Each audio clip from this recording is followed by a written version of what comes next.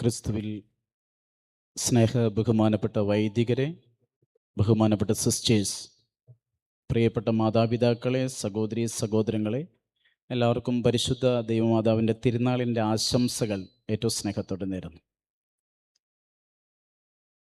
കുറച്ച് ദിവസങ്ങൾക്ക് മുമ്പ് സോഷ്യൽ മീഡിയയിൽ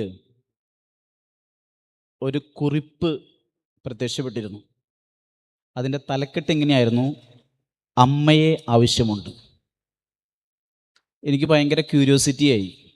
കാരണം നമ്മൾ ഒരുപാട് പരസ്യങ്ങൾ സോഷ്യൽ മീഡിയയിൽ കാണാറുണ്ട്. വരനെ ആവശ്യമുണ്ട്, വധുവിനെ ആവശ്യമുണ്ട്, സ്റ്റാഫിനെ ആവശ്യമുണ്ട്. ഇത് തലക്കെട്ട് ഇങ്ങനെയാണ്: അമ്മയെ ആവശ്യമുണ്ട്. ഈടാ എനിക്ക് ഭയങ്കര ആകാംക്ഷയായി. ഞാനത് ആ തലക്കെട്ടിൻ്റെ താഴെ വെറുതെ വായിച്ചു നോക്കി. 25 വയസ്സുള്ളൊരു ചെറുപ്പക്കാരൻ, തൻ്റെ ബാല്യകാലഘട്ടത്തിൽ നഷ്ടപ്പെട്ടു പോയ അമ്മ, മരിച്ചുപോയ അമ്മ, 25 വയസ്സായി. അവൻ അമ്മയുടെ കരുതലും സ്നേഹോർത്തോണ്ട് സോഷ്യൽ മീഡിയയിൽ കുറിപ്പിട്ടേക്കാണ്: അതുപോലെ കെയർ ചെയ്യുന്ന, അതുപോലെ സ്നേഹിക്കുന്ന ഒരമ്മയെ എനിക്ക് ആവശ്യമുണ്ടെന്ന്. ഞാനിത് എന്തിനാ പറഞ്ഞതെന്നറിയത്? നമുക്ക് ഈ ഭൂമുഖത്ത് ജനിക്കാൻ ഒരമ്മ ആവശ്യമാണ്. ഈ ഭൂമുഖത്ത് വളരാനും നമുക്കൊരമ്മ ആവശ്യമാണ്. അമ്മയില്ലാത്ത വീട് ഭയങ്കര ഡിസോർഡറാണ്. നിങ്ങൾ ശ്രദ്ധിച്ചിട്ടുണ്ടോ? വീട്ടിൽ നിന്ന് അമ്മ പോകുമ്പോൾ നമ്മൾ പറയും അമ്മ പൊക്കോ. 2 ദിവസം കഴിയുമ്പോൾ വീടിൻ്റെ അവസ്ഥ എന്തായിരിക്കും? അമ്മ തിരിച്ചു വരുമ്പോഴേക്കും വീട് ഡിസോർഡറാവും. ഇതിൻ്റെ മഹത്വമൊക്കെ എങ്ങനെയാണ് മനസ്സിലാകണമെന്ന് വെച്ച് കഴിഞ്ഞാൽ, ഞാൻ വളരെ സിമ്പിളായിട്ട് പറയും: കണ്ണുള്ളപ്പോൾ കണ്ണിൻ്റെ വില അറിയില്ല. എൻ്റെ അമ്മയും അപ്പനൊക്കെ മരിച്ചു പോയതാ. വർഷങ്ങൾക്ക് ശേഷം ഞാനിന്ന് ഈ അൾത്താരയിൽ നിൽക്കുമ്പോൾ ഞാൻ നിങ്ങളോട് പറയുക, തിരുനാളിൻ്റെ ഏറ്റവും മനോഹരമായ സന്ദേശം എന്താണെന്നറിയോ? നിങ്ങളുടെ മാതാപിതാക്കളുള്ളപ്പോൾ അവരെ സ്നേഹിക്കാവുന്നതിൻ്റെ പരമാവധി സ്നേഹിക്കണം കേട്ടോ. കാരണം പരിശുദ്ധ അമ്മയിലേക്കുള്ള യാത്ര ആരംഭിക്കുന്നത് നമ്മുടെ വീട്ടിലെ അമ്മയിൽ നിന്നാണ്. ഈ ലോകത്ത് ജനിക്കാൻ, ഈ ലോകത്ത് വളരാൻ ഒരമ്മയെ ആവശ്യമാണ് എന്നതുപോലെ തന്നെ സ്വർഗത്തിലേക്ക് വളരാൻ, സ്വർഗത്തിലേക്ക് എത്തപ്പെടുവാൻ നമുക്കൊരു ആത്മീയമായ അമ്മയെ ആവശ്യമാണെന്ന് ദൈവപിതാവിന് അറിയാമായിരുന്നത് കൊണ്ട് ദൈവം നമുക്ക് തന്ന മനോഹരമായ സമ്മാനമാണ് പരിശുദ്ധ ദൈവമാതാവ്. എൻ്റെ പട്ടൊക്കെ കഴിഞ്ഞിട്ട് ഇപ്പോൾ 10-18 കൊല്ലമായി. നമ്മൾ നേരെ ചൊവ്വയൊന്നും സ്വർഗത്തിലെത്തൂലെന്ന് നമുക്ക് രണ്ടുപേർക്കും അറിയാം. നമുക്ക് ആരെങ്കിലുമൊക്കെ വഴികാട്ടി തരേണ്ടി വരും. കാരണം എന്നറിയാം, ആ വഴികാട്ടിൻ്റെ തണലിലാണ് നമുക്ക് മുന്നോട്ട് പോകാൻ പറ്റുള്ളൂ. ഞാൻ വെറുതെ നിങ്ങളോട് ചോദിക്കട്ടെ, ആർ വി ഹാപ്പി? നമ്മൾ സന്തോഷമുള്ളവരാണ് ശരിക്കും. നമുക്ക് ഇന്ന് പണ്ടത്തെ മാതിരി ഒന്നല്ല. പണ്ട് നമുക്ക് ദാരിദ്ര്യമായിരുന്നു, ഇപ്പം നമുക്ക് സമ്പത്തുണ്ട്, വലിയ കുഴപ്പമൊന്നുമില്ല. പണ്ട് ചെറിയ വീടായിരുന്നു, ഒരുപാട് അംഗങ്ങൾ ഉണ്ടായിരുന്നു, അല്ലേ? ഇന്ന് വലിയ വീടാണ്, അംഗങ്ങൾ കുറവാണ്. പണ്ട് സൈക്കിൾ ചവിട്ടി നമ്മൾ പോകായിരുന്നു, സൈക്കിളിൽ തന്നെ ഒരു 3 പേരെ വേണമെങ്കിൽ നമ്മൾ കൊണ്ടുപോകായിരുന്നു. ഇന്ന് ഓരോ വീട്ടിലും 5 പേരുണ്ടെങ്കിൽ 5 പേർക്കും വാഹനങ്ങളുണ്ട്, പക്ഷെ 5 പേരും വേറെ ആരെയും കൊണ്ടുപോവില്ല. പണ്ട് നല്ല ഭക്ഷണം കിട്ടാന്ന് പറഞ്ഞു കഴിഞ്ഞാൽ ചിലപ്പോൾ വലിയ തിരുനാളിനൊക്കെ ഒരു നല്ല ഭക്ഷണം കിട്ടുള്ളൂ. ഇന്ന് അപ്പോൾ ഭയങ്കര വിശപ്പായിരുന്നു, ഭയങ്കര രുചിയായിരുന്നു. ഇപ്പം എല്ലാ ദിവസവും നല്ല ഭക്ഷണം, പക്ഷെ വിശപ്പ് ഇല്ലാണ്ടായി. ഞാനിത് പറഞ്ഞത് എന്താണെന്നറിയാം, നമ്മൾ ആർ വി ഹാപ്പി എന്നൊരൊറ്റ ചോദ്യം നമ്മൾ ചോദിക്കണം. നമുക്കെല്ലാം ഉണ്ട്, പക്ഷെ നമ്മുടെ ഉള്ളിൽ ഒരു ശൂന്യതയുണ്ട്. സത്യമല്ലേ? ഇന്ന് ഇവിടെ പള്ളിപ്പുറത്തമ്മയുടെ അടുത്ത് ഇവിടെ വന്നവരോട് ഞാൻ വെറുതെ ചോദിക്കുക, ഇവിടെ വരുന്നവര് മതങ്ങൾക്കപ്പുറത്ത് എല്ലാ ജാതിയിലും എല്ലാ മതത്തിലും പെട്ടവരിവിടെ വരുന്നുണ്ട്. അവരെന്തിനാ ഈ പരിശുദ്ധ അമ്മയുടെ അടുത്ത്, മാതാവിൻ്റെ അടുത്ത് വരണേ? നമ്മുടെ മനസ്സിലൊക്കെ നമ്മൾ അറിയാണ്ട് പറയുന്നുണ്ട്, ശൂന്യതയുണ്ടെന്നേ, ഒരു സങ്കടമുണ്ട്, എന്തോ ഒരു ആത്മീയ സംതൃപ്തി നമുക്കില്ല. അതുകൊണ്ട് നമ്മളൊരു അമ്മയെ തേടി യാത്രയാണ്. കർത്താവിൻ്റെ അടുത്തേക്ക് എത്തിക്കാൻ പറ്റുന്ന ഒരമ്മ നമ്മുടെ ഇവിടെ ഉണ്ടെന്ന് നമുക്ക് ഉറപ്പാ. നിങ്ങൾ ശ്രദ്ധിച്ച നിങ്ങളുടെ ഇരിപ്പ് തന്നെ നോക്കിയേ, നിങ്ങളുടെ ഇരിപ്പ് തന്നെ നോക്കിയേ. പ്രതീക്ഷയില്ലാത്ത പോലെ സങ്കടപ്പെട്ടിരിക്കുന്നവരുടെ മധ്യേ പരിശുദ്ധ അമ്മ ഒരു നേർക്കാഴ്ചയാ. സന്തോഷിക്കണമെന്ന്. എങ്ങനെ സന്തോഷിക്കണമെന്ന്? കർത്താവിൽ സന്തോഷിക്കണമെന്ന്. എങ്ങനെയാ നമുക്ക് സന്തോഷം കണ്ടുപിടിക്കാൻ പറ്റുക? ഞാൻ ഈ അടുത്ത ദിവസങ്ങളിൽ പല സ്ഥലങ്ങളിലും ധ്യാനിപ്പിക്കാനും പ്രസംഗത്തിനൊക്കെ പോകുമ്പോൾ മിക്ക വീടുകളുടെയും ഫ്രണ്ടിൽ എഴുതി വെച്ചിട്ടുണ്ട്, ഒരു 10 വീടുണ്ടെങ്കിൽ അതിൽ 4 ഇപ്പം എഴുതി വെച്ചേക്കുന്നത് വീടും സ്ഥലവും വിൽപ്പനയ്ക്ക്. ആളുള്ളവരും ഒറ്റപ്പെടലിന്റെ വേദനയിലാണ്, ആൾക്കാരില്ലാത്തവരും ഒറ്റപ്പെടലിന്റെ വേദനയാണ്. എൻ്റെ കയ്യിൽ 100-500 മൊബൈൽ കോണ്ടാക്ട്സ് ഉണ്ട് വാട്സപ്പിൽ. പക്ഷെ എന്നാലും അച്ഛനായ ഞാൻ വിചാരിക്കണേ, എന്നെ ആർക്കും മനസ്സിലാക്കാൻ പറ്റണില്ലല്ലോ കർത്താവേ എന്ന് ചില സമയങ്ങളിൽ ചിന്തിക്കണ ഒരച്ഛനെ ഞാൻ. നമ്മുടെയൊക്കെ ജീവിതത്തിൽ ഒരുപാട് ഡിജിറ്റൽ ബന്ധങ്ങളുണ്ട്, ബട്ട് റിയൽ ബന്ധങ്ങളല്ല. ശരിയാണോ? റീൽസ് ബന്ധങ്ങളാണ്. റീൽസ് ബന്ധങ്ങൾ എന്ന് പറഞ്ഞു കഴിഞ്ഞാൽ ഒരു മിനിറ്റ് കൊണ്ട് നമ്മൾ കാണുമ്പോൾ നമുക്കൊക്കെ മിന്നണമാതിരി തോന്നും. എന്നാ ഗ്ലിറ്ററിങ് ഇട്ടേക്കണതെന്നറിയാം. അതും ഒരു 10-25 കട്ടിങ് കടത്തി എഡിറ്റിങ് കടത്തിയിട്ട ഇവന്മാർ ഇങ്ങനെ ചിരിച്ചോണ്ട് നിൽക്കണേ. പല റീൽസ് ഫാമിലികളും ഫേക്ക് ഫാമിലീസ് ആണെന്ന് ഇന്ന് നമ്മൾ മനസ്സിലാക്കുന്നുണ്ട്. ഞാൻ നിങ്ങളോട് പറയണെന്തെന്നറിയാം, നമ്മുടെ മനസ്സിൻ്റെ ഉള്ളിൽ, നമ്മുടെ ജീവിതത്തിൻ്റെ ഉള്ളിൽ ഒരു അമ്മയെ തേടുന്നുണ്ട്. ആത്മീയമായിട്ട് ഈശോയിലേക്ക് നമ്മളെ എത്തിപ്പിടിപ്പിക്കാൻ പറ്റുന്ന, നമ്മുടെ ജീവിതത്തിന് അർത്ഥവും ആഴവും തരാൻ പറ്റുന്ന ഒരു ആത്മീയമായ അമ്മയെ നമ്മൾ തേടുന്നതിൻ്റെ ഭാഗമായാണ് പ്രിയപ്പെട്ടവരെ നാനാജാതി മതസ്ഥരും ഇവിടെ വന്നുകൊണ്ട് ഈ പള്ളിപ്പുറത്തമ്മയുടെ പാദത്തിങ്കൽ ഇരുന്ന് പ്രാർത്ഥിച്ച് കുറേ നേരം സമാധാനത്തോടെ പോകുന്നത്. ലുത്തിനിയയിൽ നമ്മൾ പറയുന്നുണ്ടല്ലേ, സമാധാനത്തിൻ്റെ രാജ്ഞി ഞങ്ങൾക്ക് വേണ്ടി അപേക്ഷിക്കണേ. ഈ തിരുനാൾ കൊണ്ട് എനിക്ക് നിങ്ങളോട് പറയാനുള്ള കാര്യം എന്നറിയാം, നിങ്ങളെല്ലാവരും സന്തോഷത്തോടെയും സമാധാനത്തോടെ ആയിരിക്കണം. കാരണം മാതാവ് നമ്മളോട് പറയണത് എങ്ങനെ സമാധാനം നമുക്ക് സ്വീകരിക്കാൻ പറ്റുന്ന, എങ്ങനെ സമാധാനം സ്വീകരിക്കാൻ പറ്റും, എങ്ങനെ സന്തോഷം സ്വീകരിക്കാൻ പറ്റണേ. വളരെ സിമ്പിളാ. മാതാവിൻ്റെ ഏറ്റവും വലിയ ക്വാളിറ്റി നമുക്കറിയാം, മാതാവ് മധ്യസ്ഥയും മാതൃകയോ. നമ്മൾ ഇവിടെ വന്നുകൊണ്ട് മാതാവിൻ്റെ അടുത്ത് പ്രാർത്ഥിക്കും അല്ലേ, എൻ്റെ മാതാവേ 2ാം നില പണിത് തരണേ, എൻ്റെ മാതാവേ വിസ തരണേ, എൻ്റെ കുഴപ്പമൊന്നുമില്ല. കാരണം മാതാവ് മധ്യസ്ഥയാണ്, നമ്മുടെ പ്രാർത്ഥന കേൾക്കും. അമ്മയല്ലാതെ പിന്നെ ആരാ കേൾക്കണേ? പക്ഷെ മധ്യസ്ഥ മാത്രമല്ല മാതാവ്, മാതൃക കൂടിയാ. എങ്ങനെയാ മാതൃകയായ? നമ്മൾ പഠിക്കണമെന്നേ. നമ്മുടെ ഇഷ്ടങ്ങൾ ലഭിക്കുന്നതല്ല ശരിക്കുള്ള വിശ്വാസം, ലഭിക്കുന്നതിന് ഇഷ്ടപ്പെടുന്നതാ. നിങ്ങൾക്ക് കിട്ടിയ? നമ്മൾ ചോദിക്കുന്നത് ലഭിക്കുന്നതല്ല വിശ്വാസം, ലഭിക്കുന്നതിന് ഇഷ്ടപ്പെടുന്നതാ. പരിശുദ്ധ അമ്മയുടെ ജീവിതത്തിൽ ബൈബിൾ എടുത്തിട്ട് പറയും ഭാഗ്യവതി ഭാഗ്യവതി എന്ന്. ഞാൻ നോക്കിയിട്ട് ഈ ഭാഗ്യവതിയുടെ സെന്റർ പോയിന്റ് ഇരിക്കണത് ജീവിതത്തിൽ ഒരു കമാൻഡ്മെന്റാണ് കൊടുത്തേക്കണേ. കമാൻഡ്മെന്റ്. സ്വർഗദൂതൻ വന്നിട്ട് പറഞ്ഞു, മറിയം നീ ഗർഭം ധരിച്ചൊരു പുത്രനെ പ്രസവിക്കും, അവന് എമ്മാനുവേൽ എന്ന് പേരിടണം. അതൊരു കമാൻഡ്മെന്റാ, അത് സ്വീകരിച്ചേ മതിയാവൂ. പക്ഷെ സന്തോഷത്തോടെയും സ്വീകരിക്കാം, സങ്കടത്തോടെയും സ്വീകരിക്കാം. പരിശുദ്ധ മാതാവ് സന്തോഷത്തോടെ സ്വീകരിച്ചിട്ട് പറഞ്ഞു ആമീൻ.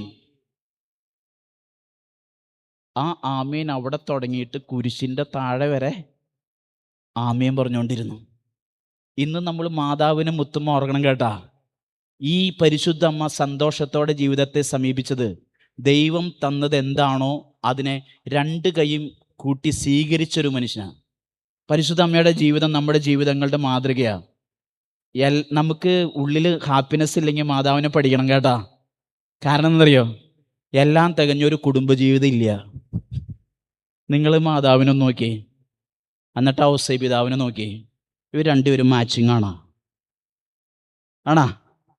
മാനുഷികമായിട്ട് നോക്കി ഒട്ടും മാച്ചിങ് അല്ല. പക്ഷെ ദൈവിക പദ്ധതി, ഈ കുറവുകൾക്കിടയിൽ ദൈവത്തിൻ്റെ വാക്കിന് ആമേൻ കൊടുത്ത ഒരു തിരുക്കുടുംബത്തിൻ്റെ ജീവിതമാണ് നമ്മൾ ഈ പഠിക്കണേ. എൻ്റെ നാട് ചാലക്കുടിയാണ് കേട്ടാ. എൻ്റെ അപ്പനും അമ്മയും മരിച്ചുപോയെന്ന് ഞാൻ പറഞ്ഞല്ല. എൻ്റെ അപ്പന് കാർമേഘത്തിൻ്റെ കളറായിരുന്നു, എൻ്റെ അമ്മയാണെങ്കിൽ തൂവെള്ള നിറവും. ഞാൻ കൊച്ചായിരിക്കുമ്പോൾ എനിക്ക് ഭയങ്കര കോംപ്ലക്സ് ആയിരുന്നു. അപ്പനും അമ്മ എങ്ങനെ നടന്നാലും മാച്ചിങ് അല്ല. അപ്പം ഞാൻ ഒരു ദിവസം, അപ്പം ഭയങ്കര സ്ട്രിക്റ്റ് ആയിരുന്നു. ഒരു ദിവസം ഞാൻ അമ്മയോട് കൊച്ചായിരിക്കുമ്പോൾ ചോദിച്ചു, അമ്മ ഏത് കല്യാണ ബ്രോക്കറാ? ഇങ്ങനൊരു കല്യാണം നടത്തിയേ ഒട്ടും മാച്ചിങ് അല്ല.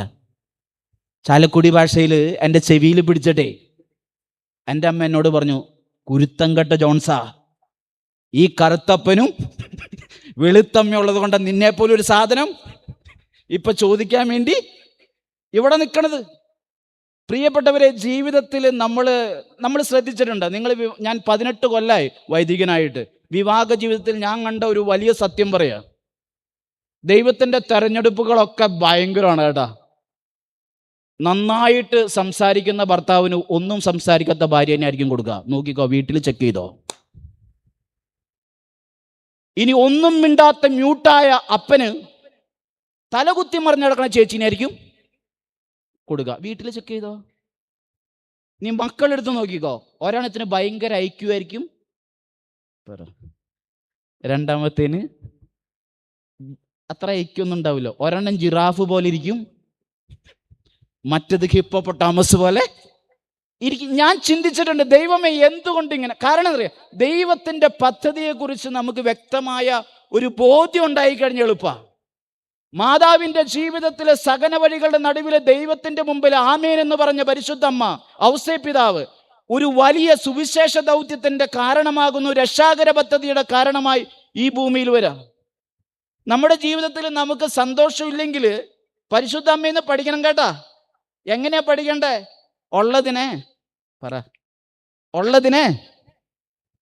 ഉള്ളതിനെ സ്നേഹിക്കണം കേട്ടാ.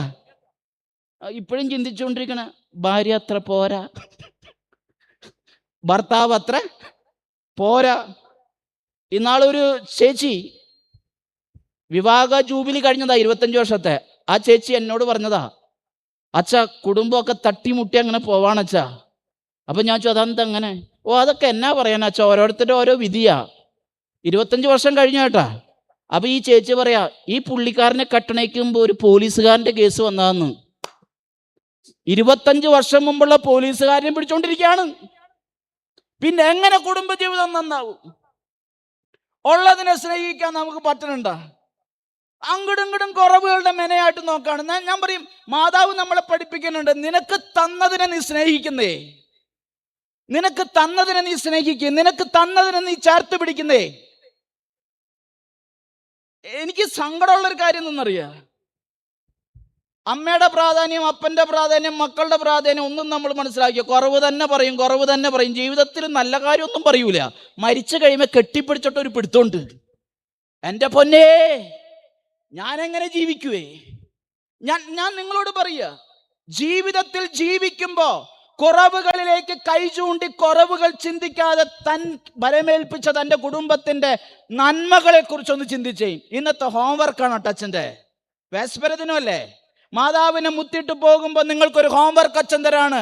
വീട്ടിൽ ചെന്നിട്ട് 20 കൊല്ലമായി എൻ്റെ കൂടെ എൻ്റെ ഭർത്താവ് ജീവിക്കണോ, ഭാര്യ ജീവിക്കണോ, മക്കൾ ജീവിക്കണോ, അപ്പൻ ജീവിക്കണോ, അമ്മ ജീവിക്കണോ, അവരുടെ നന്മകളെ കുറിച്ച് ഞാൻ ധ്യാനിക്കാറുണ്ടോ? നമുക്കൊക്കെ കുറവേ കാണത്തുള്ളൂ. ഈ പരിശുദ്ധ അമ്മയുടെ ജീവിതം എടുത്ത് പഠിക്കണം കേട്ടാ. എങ്ങനെ ഇത്ര സന്തോഷമായിട്ട് പരിശുദ്ധ അമ്മ ജീവിതത്തെ ഫേസ് ചെയ്തു എന്ന് ചോദിച്ചാൽ ഞാൻ പറയും, ജീവിതത്തിൽ വളരെ കൃത്യമായിട്ട് മാതാവ് എല്ലാത്തിലും ഒരു ദൈവികതം തിരിച്ചറിയാൻ പറ്റി. മാതാവിൻ്റെ ഏറ്റവും വലിയ ഒരു പ്രത്യേകത, മാതാവിന് കുറവുകൾ പെട്ടെന്ന് മനസ്സിലാക്കാൻ പറ്റുന്നുള്ള. നമ്മുടെ വീട്ടിലെ അമ്മമാർക്കും അതങ്ങനെയാണ് അല്ലേ? വീട്ടിലെവിടെയാ വാച്ചിരിക്കണമെന്ന് ആർക്കറിയാം? വീട്ടിലെവിടെയാ ഡ്രസ്സ് ഇരിക്കണമെന്ന് ആർക്കറിയാം? വീട്ടിൽ എന്തെങ്കിലും പോയി കഴിഞ്ഞാൽ മക്കളെ ആരോടെ ചോദിക്കണേ? അമ്മേൻ്റെ വാച്ച് എവിടെയാ? അമ്മേൻ്റെ ഡ്രസ്സ് എവിടെയാ? അമ്മയ്ക്കറിയാം, കാരണം അത് അവിടെ ആയിരിക്കുള്ളൂ എന്ന് അമ്മയ്ക്കറിയാം. പരിശുദ്ധ അമ്മയ്ക്ക് ഈ ക്വാളിറ്റി ഉണ്ട്. പരിശുദ്ധ അമ്മ പറയാണ്, നിന്റെ കുറവുകൾ നിന്നേക്കാൾ മുമ്പ് ഞാൻ തിരിച്ചറിയും. അതുകൊണ്ടാ നാനാജാതി മതസ്ഥരി മാതാവിൻ്റെ അടുത്ത് ഇവിടെ വന്ന് നിൽക്കണേ. മാതാവ് അവസാനം വരെ പറഞ്ഞു വെച്ചൊരു വാചകമുണ്ട് സുവിശേഷത്തിലെ. മാതാവ് അവസാനം പറയുന്ന ഒരു വാചകതാണ്, അവൻ പറയുന്നത് പോലെ ചെയ്യുക. പിന്നെ മിണ്ടിയിട്ടില്ല. സുവിശേഷത്തിൽ അവസാനം മാതാവ് പറഞ്ഞു വെക്കണ വാചകതാണ്, അവൻ പറയുന്നത് പോലെ ചെയ്യുക. മാതാവിന് കാര്യങ്ങൾ പെട്ടെന്ന് മനസ്സിലാവും, നമ്മുടെ കുറവുകൾ. ഞാൻ ഈ തിരുനാളിന് വന്ന് നിൽക്കുന്ന നിങ്ങളോട് പറയുക, ജീവിതത്തിൽ കുറവുകളുണ്ടെങ്കിൽ അതിൻ്റെ പിന്നിൽ രക്ഷാകരമായ ഒരു പദ്ധതി ദൈവം ഒളിപ്പിച്ചു വെച്ചിട്ടുണ്ട്. ദൈവത്തിന് ആമേൻ പറയാൻ പഠിക്കണം. ദൈവത്തിന് ആമേൻ എന്ന് പറയാൻ പഠിക്കണം. ദൈവഗീതത്തിന് ആമേൻ എന്ന് പറയാൻ പഠിക്കണം. പരസ്പരം സ്നേഹിക്കാനും ശുശ്രൂഷിക്കാനും പഠിക്കണം. മാതാവ് പറഞ്ഞു തരുന്ന മനോഹരമായ ഒരു ആശയമുണ്ട്. മാതാവിൽ വന്ന് നിൽക്കാനല്ല പ്രിയപ്പെട്ടവരെ. മാതൃഭക്തി എന്ന് പറഞ്ഞാൽ എന്താ ഉദ്ദേശിക്കണേ? നമ്മൾ മാതാവിൻ്റെ അടുത്തെത്തിക്കുമ്പോൾ മാതാവ് പറയും, മോനെ നീ ഇവിടെ നിൽക്കരുത്, കർത്താവിലേക്ക് എത്തണം.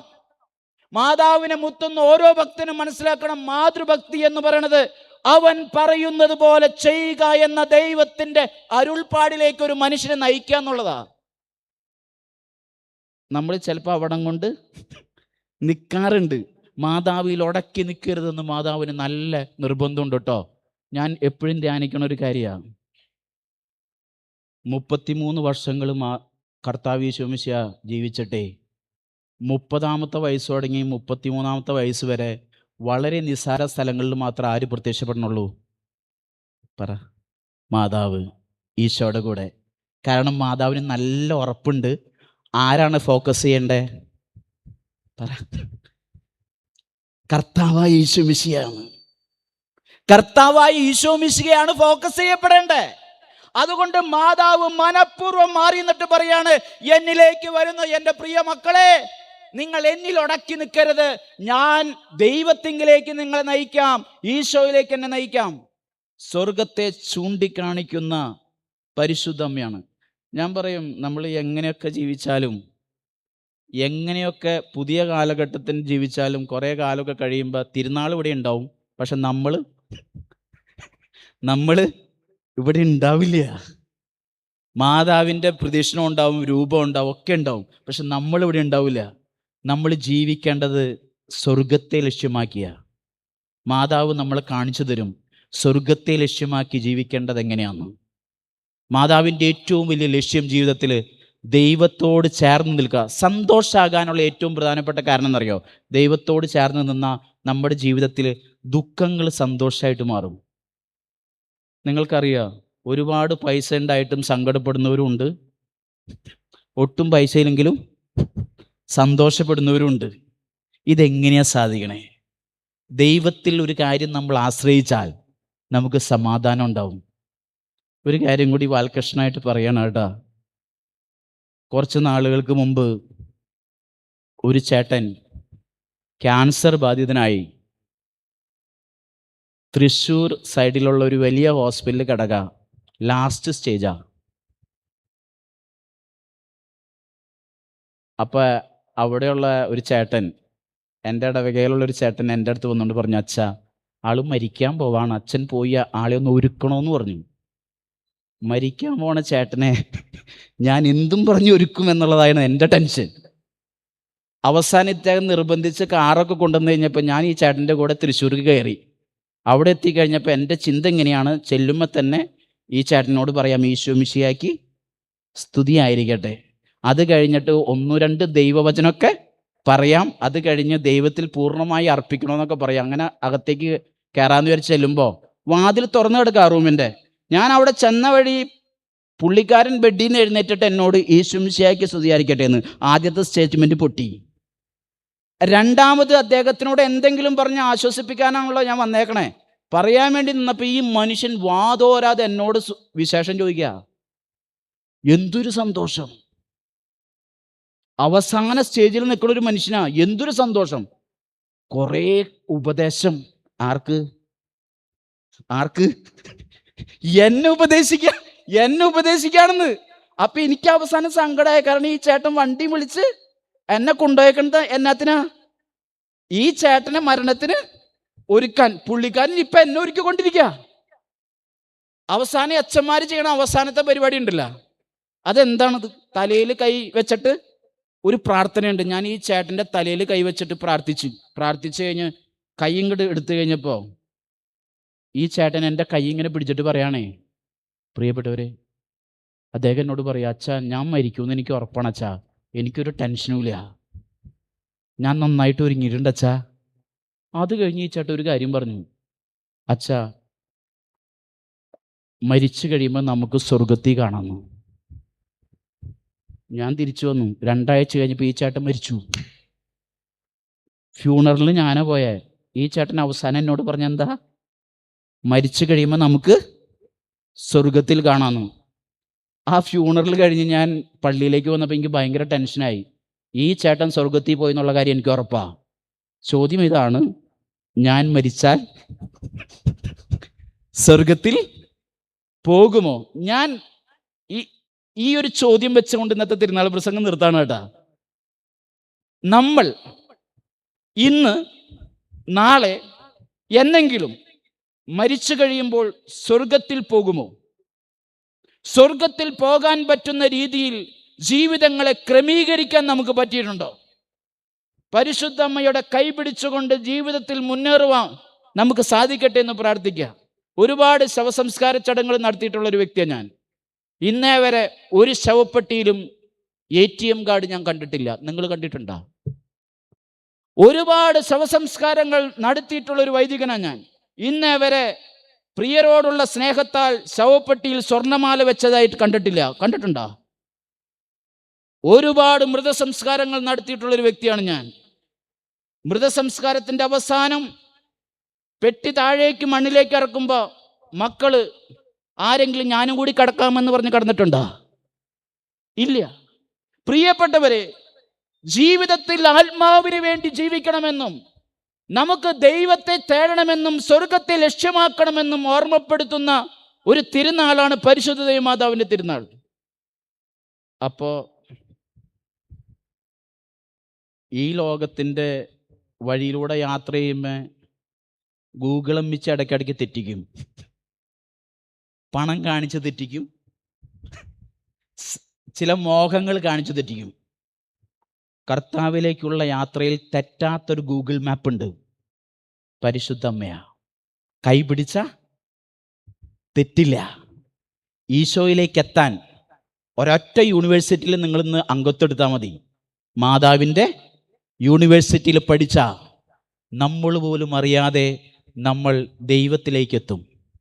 എല്ലാവർക്കും തിരുനാളാശംസകൾ. വീട്ടിൽ ചെന്നിട്ട് ഉള്ളതിനെ സ്നേഹിക്കണം. ഇന്ന് വീട്ടിൽ ചെന്നിട്ട് ഉള്ളവരെയൊക്കെ ഒന്ന് നമ്മൾ സ്നേഹിക്കുന്നത് നമ്മുടെ മക്കൾ കാണട്ടെ. നമ്മുടെ പ്രശ്നം എന്താണെന്നറിയോ? കുറ്റം പറയണത് എല്ലാവരും കേൾക്കും. വീട്ടിലുള്ള എല്ലാവരും കുറ്റം പറയണത് കേൾക്കും. നമ്മൾ സ്നേഹിക്കുന്നത് നമ്മുടെ മക്കൾ കേൾക്കണില്ല. അതുകൊണ്ട് എന്താ സംഭവിക്കണേ? കാണണില്ല. അപ്പോൾ എന്താ സംഭവിക്കണേ? മക്കൾ വിചാരിക്കണ കുടുംബജീവിതം എന്ന് പറയണത് തല്ലും ബഹളവും കുറ്റപ്പെടുത്തലും മാത്രമാണ്. എൻ്റെ പ്രിയപ്പെട്ട മാതാപിതാക്കൾ, ഈ തിരുനാളിൻ്റെ ഏറ്റവും മനോഹരമായ സന്ദേശം, ഇന്ന് വീട്ടിൽ ചെന്നിട്ട് അപ്പനും അമ്മയും മക്കളും കൂടി ഒന്നിച്ചിരുന്ന് കുറച്ചു നേരം വർത്താനം പറഞ്ഞ് സ്നേഹസല്ലാപം നടത്തി ഒന്നിച്ച് കൈകൂപ്പി പ്രാർത്ഥിക്കുമ്പോൾ സ്വർഗം താഴേക്ക് വരും. തിരുനാൾ ആശംസകൾ.